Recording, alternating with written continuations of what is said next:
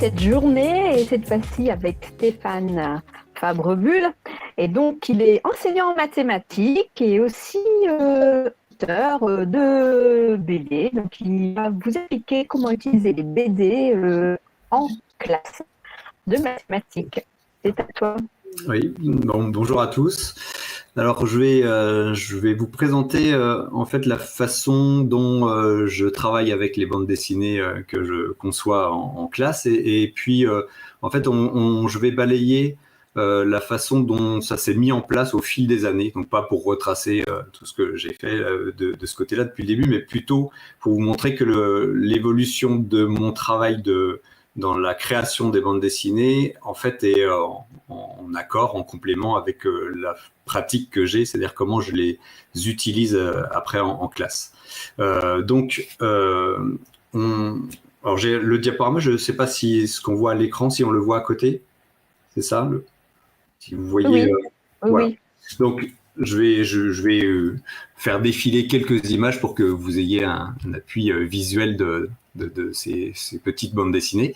Donc, la bande dessinée que j'utilise, moi, que je dessine depuis le départ, c'était au tout début, histoire de créer des images, de créer un visuel. La première occasion a été de décorer une salle de classe lors de journées portes ouvertes dans un établissement. Donc voilà, j'avais créé à l'époque quelques pages sur la démonstration en mathématiques, parce que dans les autres matières, ils avaient toujours plein de choses à montrer. Nous, on avait quelques travaux d'élèves, bien sûr, des figures géométriques, par exemple. Mais voilà, j'avais envie qu'il y ait autre chose à montrer, donc j'avais conçu quelques pages sur la démonstration. Et puis, à la suite, j'ai voulu dessiner quelques pages sur sur l'histoire des mathématiques. Ça me semblait être un bon complément de ce que je faisais en classe. Depuis que le tout début que j'enseigne, j'ai toujours été intéressé par l'histoire des mathématiques et j'avais envie de pouvoir transmettre ce que je lisais, c'est-à-dire souvent des gros pavés, voilà, c'est compliqué, en tout cas pour des collégiens, et donc moi je voulais pouvoir transmettre ça et vulgariser, on va dire, cette histoire des mathématiques très sérieuses. Et donc j'ai commencé à dessiner quelques pages, 3 pages sur Thalès, que je ne savais pas trop comment placer concrètement devant mes élèves, parce que à l'époque on n'avait pas encore de vidéoprojecteur installé dans les salles, tirer des transparents avec un rétroprojecteur, voilà, pour les plus anciens, bon, c'était un peu compliqué, faire des photocopies pour tous les élèves, c'était pas possible. Bon, bref, donc j'ai dessiné des pages, mais je savais pas trop comment les utiliser, et donc je pensais que c'était plutôt finalement un complément de ce que je faisais en classe, et que j'allais pouvoir développer ça, écrire beaucoup de pages. J'ai un éditeur, donc les éditions Ellipse, qui a été intéressé tout de suite par un projet de bande dessinée sur l'histoire des mathématiques grecques.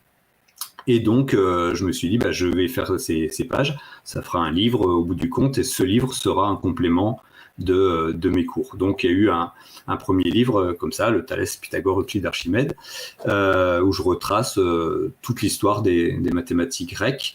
Et grâce à l'arrivée du vidéoprojecteur en cours de route, j'avais enfin de quoi passer des images pendant mes cours. Donc, les livres étaient disponibles, enfin ce livre à l'époque était disponible pour les élèves au CDI par exemple, ils pouvaient le lire en dehors des cours.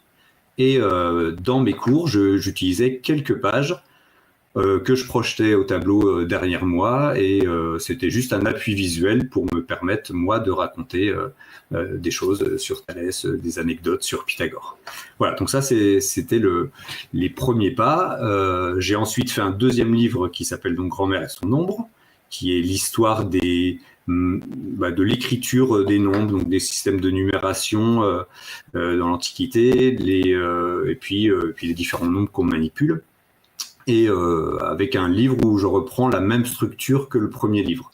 Voilà, donc ça fait deux albums, on va dire, de bande dessinée, de 96 pages chacun, avec beaucoup de choses sur l'histoire, une partie de l'histoire des mathématiques.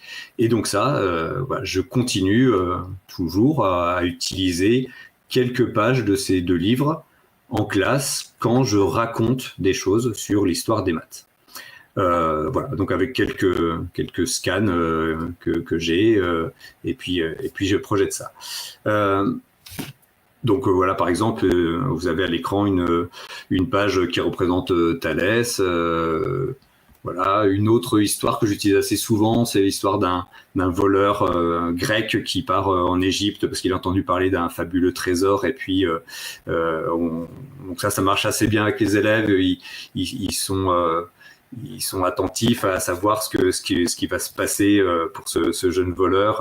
Le fameux trésor, c'est un trésor surtout de connaissances sur les nombres. Donc lui, ça le déçoit beaucoup, mais nous, en classe, ça nous permet de voir à quel point c'est important de savoir aussi comment on comptait avant, comment on manipulait les nombres, et ça aide à donner du sens à ce qu'on fait, nous, avec notre système de numération de position, de convaincre, par exemple, des 6e qu'on a la chance d'avoir un système de numération qui est très simple à utiliser. Et dès qu'on va voir ailleurs, voilà, chez les Babyloniens, compter en base 60, si on va chez les Mayas, c'est compter en base 20, ça complique beaucoup les choses. Donc voilà la première utilisation que j'ai eue et que je continue à utiliser en classe avec mes élèves. Alors, après, par la suite, j'ai voulu pouvoir projeter des images en classe avec un contenu mathématique direct, directement correspondant au cours. Donc, j'ai plutôt ciblé sur le programme de 4e et de 3e. J'ai réalisé un livre dans un format à l'italienne pour que les pages correspondantes soient au format paysage, donc sur un ordinateur, et correspondent exactement au format de l'écran, du tableau, et avec l'image projetée avec le vidéo. Donc voilà, pour un aspect beaucoup plus pratique.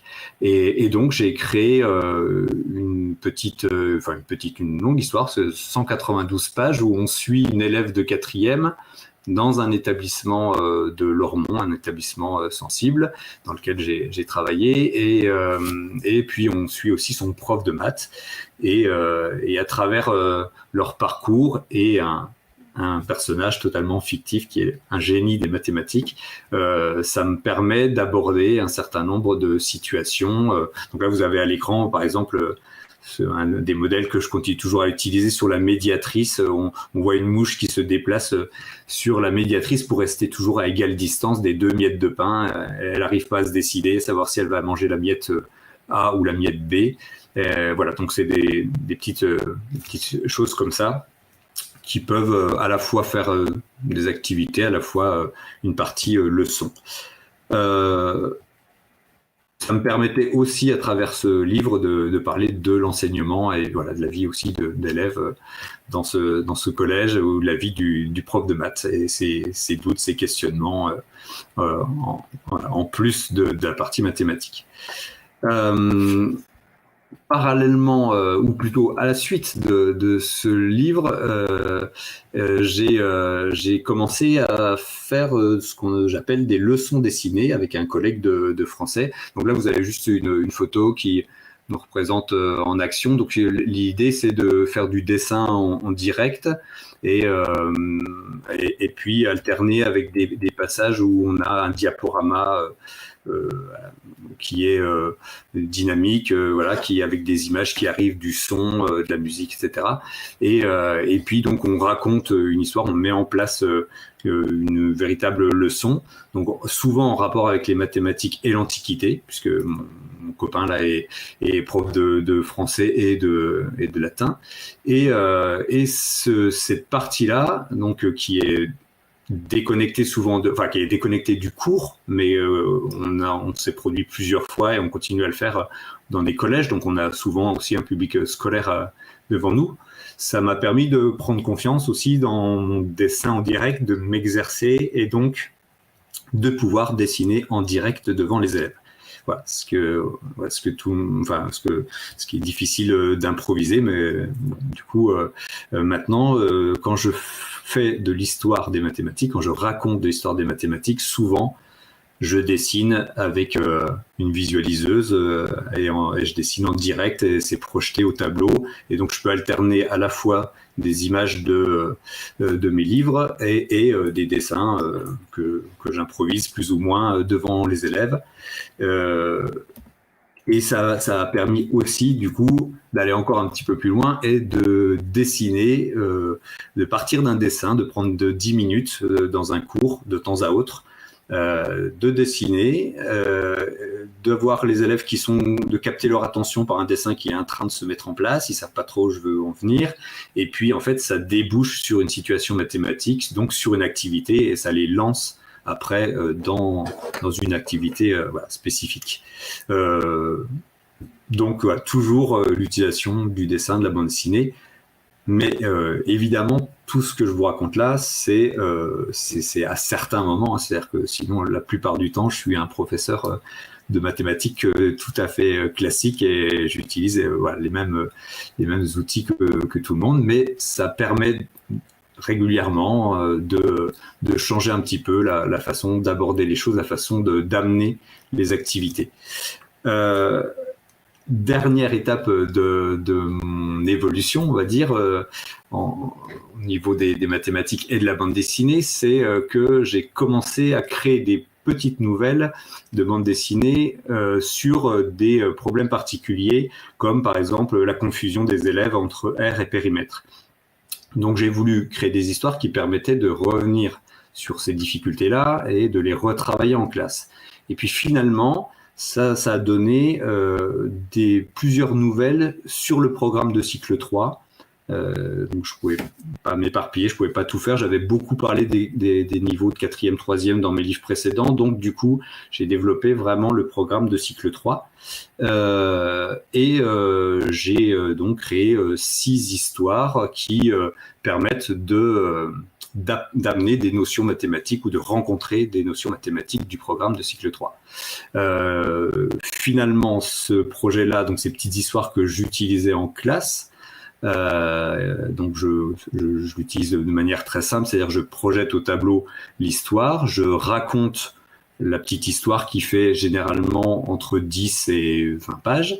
Je la raconte plutôt que de lire les dialogues qui sont figés, qui sont un peu petits au tableau, donc difficiles à lire pour les élèves. Donc j'ai tendance à faire un peu du théâtre finalement et à leur raconter l'histoire, à parler à la place des personnages. Et ça prend un quart d'heure, 20 minutes, mais ça permet après d'embarquer avec moi une bonne partie de la classe pour déboucher, là encore, sur une activité mathématique. Voilà, donc quand mon éditeur a été intéressé par ce projet, finalement, donc j'ai créé ces petits personnages que vous voyez à l'écran de la Mathematica dell'arte, donc des petits personnages avec les masques classiques du théâtre, donc Scaramouche, Polichinelle, Arlequin, etc. Et ces petits personnages-là c'est eux qui vont raconter les histoires et qui vont, après chaque histoire, proposer des petites activités mathématiques. Donc, sur les 6 histoires, j'ai essayé d'aller dans des styles de récits et des styles graphiques un peu différents. Donc il y a un western où on suit un cow-boy qui est particulièrement mauvais sur tout ce qui concerne les calculs et qui va être aidé pour dépasser ces difficultés. Un récit d'heroic fantasy avec la communauté de l'agneau et un nain, une elfe et un mage qui vont combattre le course de mort, le nécromancien. Alors ça va être un prétexte à découvrir des notions de géométrie pour se diriger sur une carte, par exemple. Un petit conte à la noix qui est donc la première histoire que j'avais créée, donc celle justement sur R et périmètre, pour essayer de bien faire la distinction. Donc on est dans un château avec une reine qui veut faire des travaux et qui fait venir ses artisans et le grand chambellan et qui voit avec eux le calcul de la quantité, enfin de l'air et du périmètre et donc la quantité de carrelage qu'il faudra pour rénover le château. avec des petites surprises finales, bien sûr, pour pimenter le récit. Un petit récit sportif pour découvrir la pala dans un trinquet, c'est-à-dire une des spécialités de la pelote basque, qui est prétexte à des trajectoires de balles et donc des angles un peu dans tous les sens. Alors là, par exemple, cette histoire-là, elle est, ce qui est intéressant, c'est ce qui s'est produit avec les élèves, c'est que j'avais écrit une histoire avec des deux vieux, on va dire, et deux jeunes, et un défi sportif. Donc les deux jeunes défient les deux vieux. Parmi les deux vieux, il y a un prof de maths, et je laissais une fin ouverte à la fin de ce petit récit d'une dizaine de pages. Finalement, on ne savait pas qui remportait la partie. Et les élèves supportaient pas. En fait, mes sixièmes, à chaque fois, voulaient absolument savoir qui remportait la partie. Donc, j'ai transformé l'activité qui était prévue au départ sur ce récit-là pour demander aux élèves de tracer eux-mêmes la trajectoire de la balle sur le dernier coup de la partie. Il y a 39 à égalité, la partie se joue en 40 points, et donc selon où la balle va arriver, quand on fait le tracé sur le plan du trinquet, on sait qui remporte la partie. Voilà, donc du coup là, ça marche très bien puisque les élèves veulent absolument savoir ce qui se passe à la fin, et il n'y a que le tracé géométrique qui permet de répondre à cette question. Ensuite, deux autres récits, un récit un peu plus long sur les transformations du plan. Donc là, je suis allé un peu plus loin que le programme de cycle 3 pour me parler un peu d'autres transformations. Et puis un petit récit de science-fiction qui me permettait de parler un petit peu de Scratch, d'algorithmes et de programmation. Et donc toutes ces histoires conduisent, comme je vous l'ai dit tout à l'heure, à une activité, à des petits rappels, des petits points. Donc là, par exemple, vous voyez sur la page de gauche la carte que les élèves vont compléter au fur et à mesure du récit, et pour aider les personnages à se déplacer et à remplir leur quête.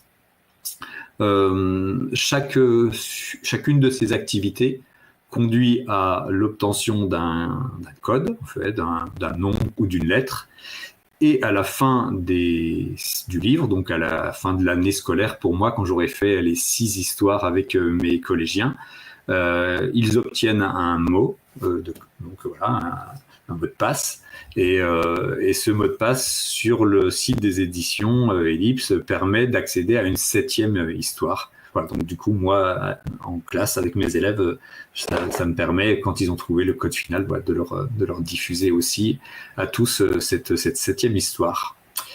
Voilà, à peu près. Donc j'ai fait un peu le tour de mon parcours, de mes réflexions, de comment pouvoir utiliser au maximum la bande dessinée en classe. Alors évidemment, ça ne révolutionne en rien l'enseignement des mathématiques. La seule idée, c'est de pouvoir amener avec moi les élèves à rentrer dans l'activité mathématique par un autre biais, essayer de jouer aussi sur leurs émotions, sur ce qu'ils ressentent, sur ce qu'ils voient, voilà, des couleurs, des ambiances différentes, et puis là au milieu, il y a un petit peu de mathématiques, il y a des notions mathématiques qui apparaissent, et on va essayer d'en parler ensemble.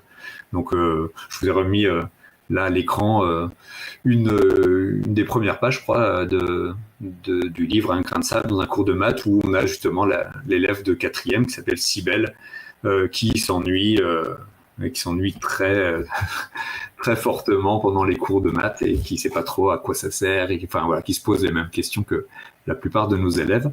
Et voilà, donc du coup, déjà rien que quand j'ai quelques élèves qui s'identifient à cette petite, ça permet de jouer sur ce qu'ils ressentent, d'apporter des discussions, d'apporter un questionnement, et puis après, bien sûr, des exercices, de la technique, etc. Voilà, pour avoir... j'espère que j'ai à peu près balayé l'ensemble des choses que je faisais avec la bande dessinée en mathématiques et en classe.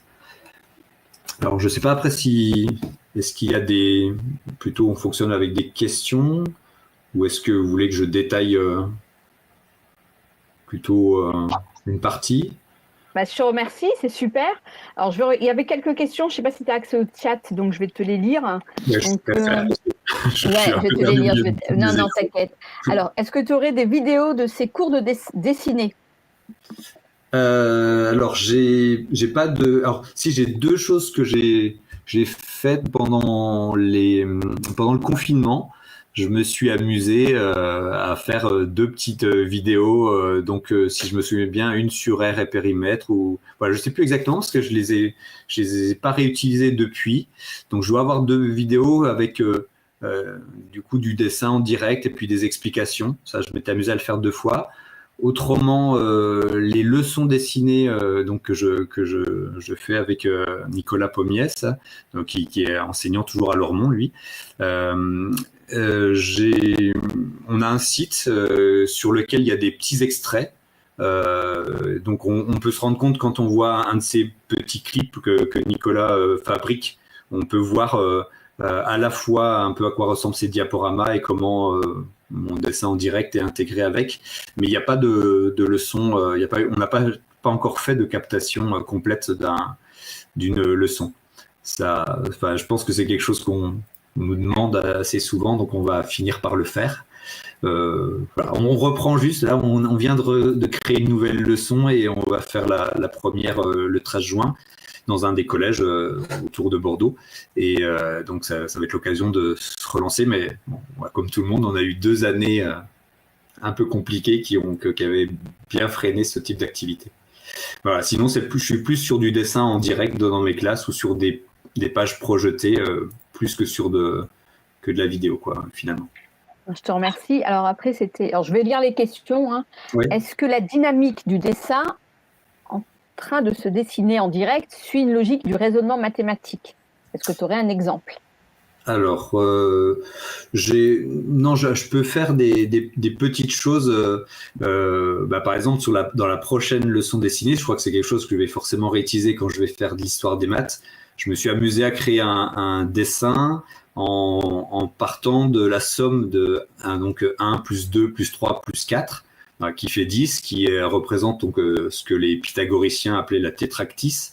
Et donc, dans ce nombre 10, ça contient à peu près tous les symboles des nombres, et donc, qui étaient importants pour les pythagoriciens. Et donc, du coup, je me suis amusé voilà, à partir sur une feuille, d'écrire 1 plus 2 plus 3 plus 4, disposé d'une certaine manière, et de pouvoir enchaîner un dessin dessus. Et ça aussi, c'est quelque chose que je vais développer parce que je m'aperçois que c'est ce qui marche le mieux, en fait. Quand les élèves ne savent pas ce que ça va donner, le dessin. C'est ça qui peut plus capter leur attention. Après, j'ai pas. Donc, je peux amener un contenu mathématique dans les dessins, mais je n'ai pas, par contre, conçu des dessins à partir d'un raisonnement mathématique. Comme par exemple Étienne Lécroard qui crée des pages de bande dessinée à partir de contraintes mathématiques dans le cadre de Lou Bapo. Ouais. Mais ça, je n'ai jamais fait. Et donc après, il y a une question, tu parlais de visualiseuse. Donc, est-ce que c'est bien, tu parles bien de tablette graphique? Parce que le collègue se pose la question. Alors non, visualiseuse, alors je ne sais pas si on dit visualiseur ou visualiseuse, vous savez, c'est juste la petite caméra qui permet de projeter au tableau directement n'importe quel document qu'on a sous la main, quoi. Donc du coup, on en est même souvent équipé là dans nos salles, nous, dans le collège où je travaille, et donc du coup, ça permet à la fois de montrer le cahier d'un élève quand on veut parler d'un problème de rédaction, par exemple, voilà, ou quand on veut montrer une solution déjà toute faite, gagner un petit peu de temps, et puis du coup, c'est idéal pour pouvoir dessiner en direct, puisqu'il suffit que la caméra capte la page qui est posée sur le bureau, et je dessine directement sur la page. De Serge, même s'il indiquait un petit dessin en live.